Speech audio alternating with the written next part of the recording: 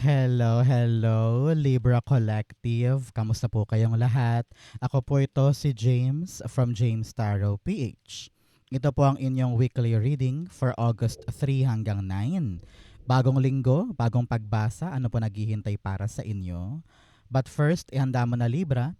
Ang one question mo ha, sa dulo po atin po yung babasahin by using these cards. Okay? Let's begin. Inhale. And exhale. Holy Spirit, Spirit guide us for today. Your cards for the week. Ooh, nice, nice. Siya nga pala mga mahal kong, wow, mga mahal kong Libra, maraming salamat po sa lahat po ng mga hindi nag-i-skip ng ads, nagla-like, nagsha-share, nagko-comment, at patuloy pong sumusuporta sa atin sa tuwing meron po tayong libreng reading. Kaya po, i-share nyo po ng i-share itong video na to, especially sa mga new subscribers natin. And please, please, please, tulungan nyo po ako. Do not skip your ads. Okay? So, at the background of your reading, meron kang the Ten of Wands. Alam mo, ramdam ko dito na pagod na pagod na pagod ka na. And you just want things to end. Gusto mo nang ihinto, gusto mo nang bitawan, gusto mo nang makaramdam ng konting ginhawa man lang. Kaya parang you want na tapusin yung isang bagay or altogether talagang i-release, no? Example, ikaw ay nag-iisip ngayon kung pwede bang ipasa ko na sa kapatid ko yung responsibilidad sa kuryente dahil meron kang ibang babayaran. O kaya yung ex-partner mo, balak mo nang kausapin para makatulong sa tuition fee ng mga bata. O kaya ngayon gusto mo nang bitawan yung responsibility mo sa trabaho dahil feeling mo bakit sa akin lahat binibigay, no? So ito yung linggo kung saan balak mo nang i-disseminate. Yan, i-disseminate lahat ng responsibility para hindi laging ako. Parang ganon. Okay? So, this time around, Libra, maliliwanagan ka sa right move mo para maabot mo yung finish line nang hindi ka nahihirapan ng ganyan. It's all about lightening up your load and giving yourself the respect, dignity, and freedom na makalasap naman ng paggaan or kaginhawaan. Okay? Especially here, in your core energy, meron kang the Seven of Swords. Ilang beses ka nang nag-try na gawin yung para sa'yo. Pero time and time and time again, naharangan ka lagi ng responsibility na parang, hindi ko to magawa-gawa dahil dito. Ang dami-dami kong pinapasan, ang dami-dami kong inaasikaso. Talagang dinedrain yung energy mo nito. Kaya yung mga nais mo talagang gawin, hindi mo magawa-gawa dahil dito, no? So now is the right time for you to really stand up for yourself. Parang gagawin ko to, ano man ang sabihin ninyo, yung ibang bagay na harang, ibabalik ko yan sa inyo. Kayo na bahala dyan. I'm gonna be selfish now. Parang ganyan. Gusto mong unahin naman yung sarili mong kaligayahan, yung sarili mong kinabukasan, na kahit parang feeling mo mahirap or hindi to sigurado, ramdam mo eh. Ramdam mo yung urge, yung para bagang lakas ng loob na ano ba, panahon na. I need to reinvent my life. I need to transform my life. Hindi ako pwedeng habang buhay napapasan nito. Parang ganun. So, you are now listening to yourself, doing things on your own thinking, on your own plan. At parang sabi mo, bahala kayo dyan, gagawin ko to. Parang ganun. Okay? Seven of Swords, clarify natin. The Seven of Swords is being clarified by the Two of Wands. Yes, talaga nagpaplano ka na ngayon na kumawala sa isang limitadong space. Bigat na eh. Hirap na, 'di ba? At sabi mo, wala bang growth man lang dito? Wala man lang bang pag-abante dito o pag-asenso? Parang tinatali ako eh. Parang ginagawa lang akong alam mo yun, manpower and I'm not benefiting anymore. So sabi mo, ngayon gusto ko na magplano na kumawala sa aking comfort zone, pumunta sa mga bagong journey, bagong lugar, bagong experience na maaaring anihin ko doon yung para sa akin talaga. No? At the background, the Hierophant. Lumalawak na yung isip mo. Hierophant, pareho. Sinasabihan ka talaga na this is the time para kumawala sa isang mapaniil, controlling, traditional na bagay na you are telling yourself na, "Hay, why am I staying here? Bakit parang ginagawa kong alamang dito, ginagawa akong binuburo ko dito, 'di ba?" So, ngayon yung tamang panahon para magplano para sa iyong sarili, para sa iyong kinabukasan, para makalaya ka dito at makaangat na sa buhay. Okay, importante 'yan. So, mga mahal kong Libra, ano ba yung mga bagay na kulang sa'yo ngayon? Yung hinahanap-hanap mo talaga na balak mong mapasakamay. I-comment mo sa baba, i-manifest natin yan. It will come to you. Okay? In the area of what you need to focus on, meron kang the end card. No? Sabi dito ng yung spirit guides, panahon talaga to para mag-transform. Ano ba yung mga bagay sa buhay mo ngayon, Libra, nakaputol-putol na? Na parang hindi na to kailangan, hindi na to productive, hindi na to nakakatulong sa akin, puro stress lang, puro balakid lang ang dulot niyan, bitawan ko na. Halimbawa, bisyo, maling lifestyle, maling routine kada araw, or maling paniniwala, o kaya maling lugar, maling pangarap, pwede rin. O maling tao, no? Kung ano man tong mga mali sa buhay mo na nagpapabigat sa'yo. Okay? Very clear yan. Bitawan na. Panahon na to for you to really let the sun shine in your life. Maliwanagan ka sa mga bagay na, ayun o, dito pasikat pa lang pero sa full card talagang tirik na. Ibig sabihin, naliwanagan ka na sa mga bagay na alam mong dapat ko nang i-let go. Okay? Importante yan. So, isipin mo ngayon, Libra, ano ba yung mga dapat kong linisin sa buhay ko? Ano ba yung pabigat na dapat ko nang bitawan? Okay? End card, clarify natin. Siya nga pala mga Libra, ano pong oras dyan sa inyo ngayon while watching this video? Kapag napatingin ka sa orasan, that is your lucky number. Okay? Umaga ba sa inyo ngayon, tanghali, gabi, or madaling araw? End card, the Empress card. Panahon na para unahin ang sarili. Kanino ko pa nakita dito na yung balak mong gawin ngayon para sa sarili mo to eh. No? Matagal ka nang natenga, matagal ka nang nag-sacrifice, matagal ka nang nagpaubaya at nagparaya. No? Kaya ngayon, ikaw naman, sarili naman. Panahon to para unahin yung pansariling kaligayahan, good health, good future, abundance for yourself. Kung ano yung kaibig-ibig sa'yo, yun ang i-improve mo at yun ang uunahin mo. At kung ano man yung mga sagabal noon, kailangan mong maintindihan na that is not working for me anymore and I need to reinvent myself for me to be able na makuha ko talaga yung para sa akin. Moon card at the bottom. Marami kang mga ilusyon, takot na mabubuwag ngayon.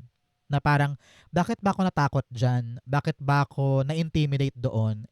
Para sa akin pala yun. So, ngayon mo lang maiintindihan na dapat noon ko pa to sinimulan. Dapat noon ko pa to ginawa. Dahil naliwanagan ka na. So, fight for what you think will be fruitful para sa'yo. At talagang tigilan na yung dapat tigilan. Okay? In the area of what you need, you have the Wheel of Fortune. Ang kailangan mo ngayon, Libra, magtiwala sa iyong kapalaran. Magtiwala kay universe. At sinasabihan ka rin niya na, kilos, galaw na. Mag-step forward ka na, dumiskarte ka na.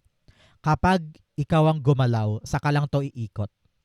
Alam mo yung parang mga roleta sa Wheel of Fortune na game show or sa Laban o Bawi sa Itbulaga na kailangan talaga ikaw ang hihigit doon sa roleta para makuha mo yung premyo, 'di ba? So ganoon ka rin dito. Ikaw ang magi-start, ikaw ang gagalaw para talagang maakit mo or makuha mo yung lucky energy sa gagawin mo. asahan mo this time yung pagbabago ng kapalaran mo. Merong mga bagay na dumadali, bumibilis. Akala mo bokya, biglang boom, nagbago yung desisyon. Akala mo talo ka na, biglang panalo pala. So, may pagbabago ng kapalaran na pabor sa'yo. Okay? Good luck and congrats. Clarify natin. Wheel of Fortune. Napakaswerte. Iyong swerte ngayon, kaya sulitin mo ha. Dapat hindi ka ngayon, hindi ka sitting pretty lang dahil may magandang mangyayari for you. Wheel of Fortune, the Six of Pentacles. Uy, nakikita ko dito yung patas. Patas na resulta na babalik sa'yo. Kung ano yung binigay mo na energy or frequency, yun din ang babalik. So kung tamad ka ngayon, ay nako, tatama rin din si kapalaran. Kaya kung masipag ka ngayon, walang duda, sisipagan din yung kapalaran pabalik sa'yo. Sabi dito, kalmahan mo lang, huwag kang matakot, huwag kang mag-aligaga, huwag kang mataranta. Just give your best. Give your fair share. At babalik din yun sa'yo tenfold. Okay? Okay? Kaya importante, alam mo Libra kung ano yung importante sa'yo. Ano ba yung dapat kong pagtuunan ng pansin. Tapos, kalmahan ko lang. Gawin ko lang siya ng tama dahil alam ko na yung effort ko, susuklian din ng magandang effort. Okay? Kayang-kaya mo yan. In the area of what's affecting your current energy, meron kang the Four of Cups. Sabi dito ng yung spirit guides, sabi mo, ito na yung chance ko, kukunin ko to, ayoko nang magpaulit-ulit sa mga bagay na mabigat na, masakit na sa ulo, stressful na, ayoko na magstay sa hindi ka stay. And here you are, merong isang tempting offer or tempting na pintuan na hindi mo papalagpasin. This marks the end of your old life and you are now embracing something new na magpapagaan ng lahat ng bigat sa'yo. Congratulations. Maaring new job to abroad or meron kang biglang naisip na bagong sideline or meron kang bagong activity na gusto mong simulan na sabi mo, kahit hindi kayo pabor, gagawin ko to kasi nakita kong ito yung magpapaahon sa'yo at magpapalipat sa'yo sa isang bagong destiny or bagong journey. No?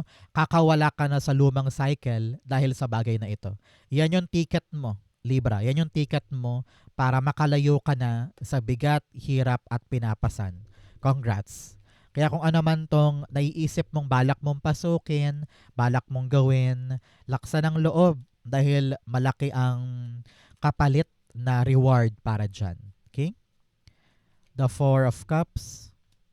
The Four of Swords. Wow! Meron kang 4 and 4 here. Yan po yung angel number of protection. Ligtas ka, safe ka. You are divinely protected. Kaya sabi dito, huwag kang matakot gawin yung mga nais mo. At the bottom, the Nine of Pentacles, talagang kaching, good life, no? You're about to amass more money, luxurious life, kakaroon ka ng pera, pambili ng ganito, pambili niyan, mas magaan ang pera ngayon, at kung ano man tong hinahanap mo dahil talagang malungkot ka sa mga bagay in the past, dito ka mapapanatag. Kung ano man tong bagong papasok, dinasal mo to, sabi mo, God, pagod na ako sa mga nasasayang, bigat na ako. Bigyan mo naman ako ng bagong bagay na magpapaalis sa akin sa estadong ito. Boom, nasagot. May darating. At yung darating na yan, payapa ang feeling. Alam mo, nakaching-kaching ang kapalit nito, good life, luxurious life. Kaya kahit parang maraming may duda, maraming may ayaw na gawin mo yan, pero sabi mo, gagawin ko na. Dahil I know this will lead me to a new life. Okay? Congratulations. In your near future, meron kang the Ace of Cups. Sabi dito, salong-salo mo, Libra, yung bagay na ito. Itong pag-sumikapan mo, itong gagawin mo ngayon, ayan, nasa kamay mo na. Very happy ka. Walang pagsidlan yung emosyon mo dahil hindi ka makapaniwala na kaya mo pa palang makuha to. Na may plano pa pala sa'yo si God. Parang ganon. And you are crying happy tears dahil this one is very overwhelming. Halimbawa, nakarating ka na sa Japan. Di ka makapaniwala na nandyan na. Or nakapasa ka na sa isang public school, nalilipatan mo sa dami-dami ng schools na punuan, meron kang nakuha. 'Di ba? So umuulan talaga dito yung emosyon mo dahil you can't seem to understand paano to nangyari sa aking reality now.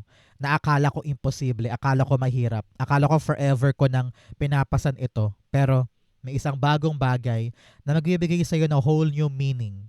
And you will tell yourself na this is the blessing I've been waiting for. Congratulations. King? Ace of Cups, meron kang the Ten of Swords. Yes, overwhelming siya. From 10 and 10, talaga namang completion, closure, pagkatapos ng isang mahirap na parte ng buhay mo dahil sa pagpasok ng bagong bagay na ito. So magalak ka, Libra. Talagang meron kang end of chapter. Tapos na yung hardship mo dahil sa bagong bagay. So, praise God, congratulations. At the bottom, the Six of Swords. Yes, larga, aabante ka na. Kung ano yung kasawi ang palad or hirap, dagok, or hardship na dinanas mo noon, papalitan ng isang bagong magandang bagay na tunay na magpapaabante talaga sa estado mo. Congrats ha! You are now moving forward with your life. Okay? In your challenge, meron kang the Hermit card. Naku, many sa inyo ay para bagang gusto mo na mag-isolate. Parang ayaw mo i-share sa ibang tao yung balak mong gawin kasi iniisip mo baka husgahan, baka i-reject ka, baka pagtawanan ka. Kaya parang you're doing things on your own, secretly, no? Sabi dito, well, naiintindihan naman kita dahil baka wala kang mapagkatiwalaan, baka wala kang maasahan sa paligid mo, kaya parang wala kang choice but to do this on your own, di ba? Pero sabi dito, Libra, huwag kang magkukulong sa isang sulok.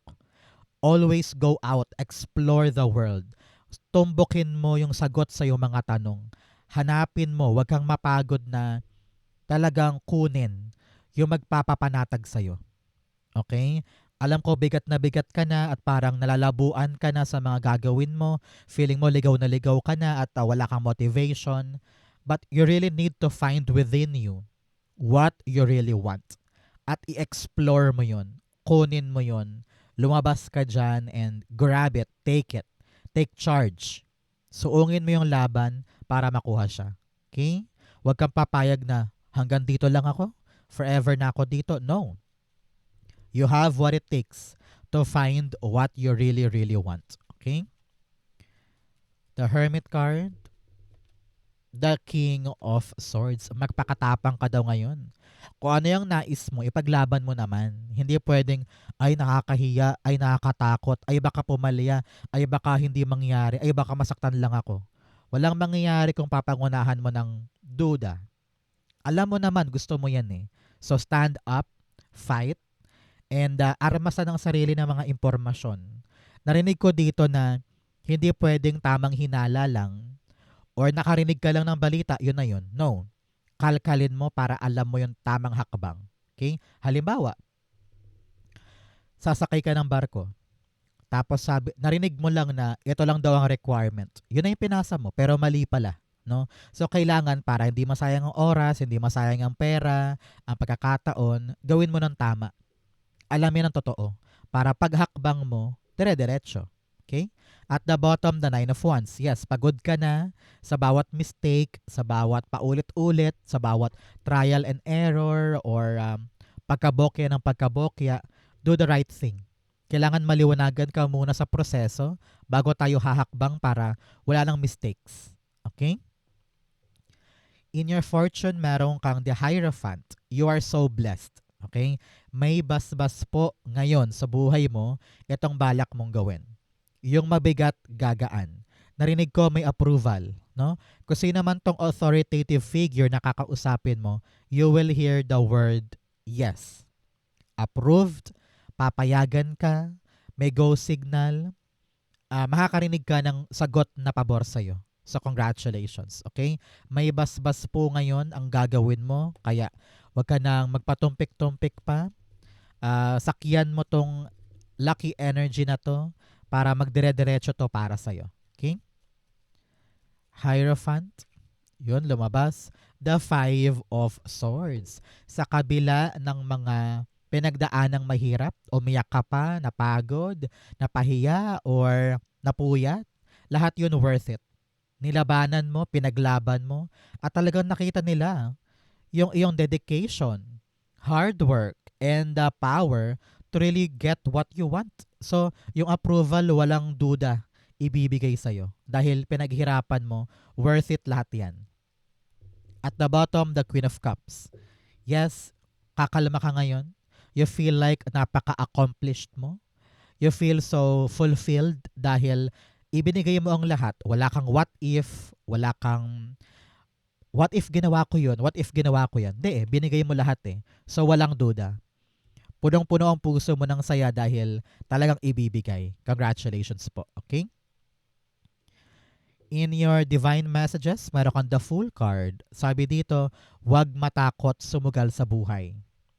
Huwag matakot mag-try para makawala sa bigat na ito. No? Panahon na para i-tackle or i-experience yung mga bagong bagay na maaring magpaikot ng kapalaran mo. Okay? You don't need to stay somewhere na alam mong hindi na para sa iyo eh. Kaya sabi nga talaga dito, get out of your comfort zone. Malawak pa ang mundo. Nandun ang swerte, nandun ang paggaan. The approval will come. The end of an old cycle is happening at meron kang bagong simula na tatahakin. Congratulations. King? Clarify natin. You have the Seven of Cups. Yes. Alam mo, ramdam ko talaga dito na magandang problema ito. May mga option ka na pwedeng piliin. Pero sa una, malilito ka na parang, ala, ang dami kong pagpipilian. Paano ba yan? Nakakalito naman. Ang gandang problema, di ba? Pero sabi dito, kung nasaan yung amor mo, kung saan ka ma-excite, kung saan yung parang feeling mo, uy, promising to parang kaya ko to mararamdaman mo naman yan eh. Sa kabila ng maraming pwedeng pagpilian, alam mo kung nasaan ka hinahatak, kung saan parang may magnet, doon ka pumunta. And doon mafe-feel mo na, ay, kayang-kaya ko to. This is pasok na pasok or swak na swak sa nais ko talagang mangyari sa buhay ko. This is new life, new beginning. Kaya grab the opportunity, grab the chance para magbago talaga ang buhay. Okay? Outcome mo yan, bigyan mo na kita na fortune cards. You have vulture, depression, anxiety, worry that someone is against you. Marami kang iniisip na mga alalahanin. Sabi ko nga, panahon to para mag-relax, i-end yun ng mga dapat i-end, i-prioritize ang sarili, magbakasyon, pwedeng ganyan, para ma-feel mo muna yung recharge, ganyan. At alam ko na umiiwas ka sa maraming tao dahil parang feeling mo, hindi sila maaasahan. Ano? Kutob mo yan eh. So pakinggan mo ang kutob mo. You have rose, romance is in the air. Sa mga naghahangad po ng pag-ibig, may darating daw. Sa mga may karelasyon naman dyan, ito yung panahon kung saan titibay o mag-spice up ang relasyon ninyo. You also have grapes, time to go out and have fun. Panahon to para lumabas. Sabi ko nga, huwag ka mag-isolate. Go out, and really explore and enjoy your life. Okay? You also have handshake. A meeting with a stranger could be important. Maaring sa gimikan ito o sa birthday party, sa social gathering, meron kang mamimit na isang bagong tao na maaring magbigay sa'yo ng mga opportunity na kinakailangan mo ngayon. Okay? Ang outcome ni Libra for August 3 to 9, meron kang the 10 of Pentacles. Wow! 10, 10, 10. Talagang tatlong 10 na to. Success, completion, acknowledgement, at talaga namang ending ng lumang buhay. Ano? So 10 of Pentacles here, dito ka talaga magi-start ng mga pangmatagalan mong kaginhawaan or abundance. Dati hirap na hirap, 'di ba? Kayod na kayod. Pero ngayon napakaliwanag na kung ano yung dapat mong pagkaabalahan ng long term sa buhay mo. Umuulan ng pera, hindi lang to for today, for the next 2 years, pangmatagalan to. Hindi lang ikaw ang mag-e-enjoy, kundi pamilya mo rin. Maaring magtatayo ka ng negosyo, or meron ka ng bagong trabaho na talagang malaki ang sweldo, or baka ito ay retirement money, or pension, no? or meron kang malaking-malaking loan na kukunin para masimulan yung isang bagay. Congratulations! Napakalaking ano niyan, grasya niyan. Kaya use it wisely, okay? Para tumagal at lumago. Okay? Ten of Pentacles, the High Priestess. Alam ko marami kang mga duda, takot, pero kayang-kaya mo yan. Wag mong i-pressure ang sarili mo. Just trust yourself. At kung ano man tong abundance na pangmatagalan na ibibigay sa'yo, alam naman ni God na kaya mong i-handle yan. Basta magtiwala ka lang sa iyong sarili. Okay? Bottom, the Fool card. Talagang sabi dito, alam ko may mga duda, may mga alinlangan, pero ramdam mo na time na to. Time na para mag-level up at maging permanente yung kaperahan na gusto ko. No? Congratulations. So dako na tayo Libra sa yung isang tanong, isang sagot. Pumikit ka na dyan. Isipin mo tong one question mo. Inhale. And exhale the answer to your question. Meron kang the King of Cups, the King of Wands rather, the Seven of Cups, and the Two of Cups. At the bottom, meron kang the Lover's card. Sabi dito, Libra, ng yung spirit guides, when it comes to your question, panindigan mo yan. Pinili mo yan, gusto mo yang mangyari, gusto mo yang makuha, do your best. Give your whole passion and love sa bagay na yan para may mangyari or may matupad. Tapangan ng sarili. Okay? Tapangan ng sarili and make a choice. Gulong-gulo ka ngayon kung ano ba yung tamang move, ito ba, kanan ba o kaliwa, doon ba or dito. Hindi mo alam kung ano yung best. Kaya importante, maging maliwanag sa'yo yung plano. Kapag maliwanag sa iyo yung plano, madali sa iyong mamili ngayon. Nakita ko dito na kung ano man yung pipiliin mo, that is your soulmate energy. Okay? That is yung bagay talaga na nakatadhana para sa iyo. Mararamdaman mo yan na parang swak kami, kahit super magkaiba, parang this is where I belong. Na kahit kinabukasan, pag-isipan mo pa siya ulit, yun pa rin ang gusto mo. No? So, think wisely now.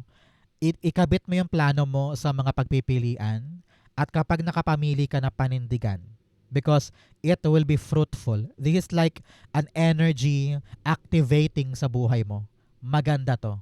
Long-lasting to. Nakatadhana ito. Kung love life ang question mo, soulmate yan. Ipaglaban. Pero kung ito naman ay trabaho, pangarap, or endeavor, meron kang mga dapat ihanda sa sarili para ito'y totally mayakap mo ng buong buo. Hindi pwedeng ngayon gusto mo, bukas hindi. Hindi pwedeng confused. Kailangan siguradong sigurado para mapanindigan, para makuha mo yung matamis na bunga. Okay? Importante yan for you. If you're waiting for a yes or no, the answer is yes, yes, yes, and yes. Maganda yan. Congrats. Panindigan, yakapin, ilaban. Okay? So Libra, yan po yung isang tanong, isang sagot ninyo. Ganon din po ang inyong August 3 to 9. Sa po kayo nakaresonate, comment below, basahin ko po yan. Thank you Holy Spirit, Spirit Guides for the clarity for today.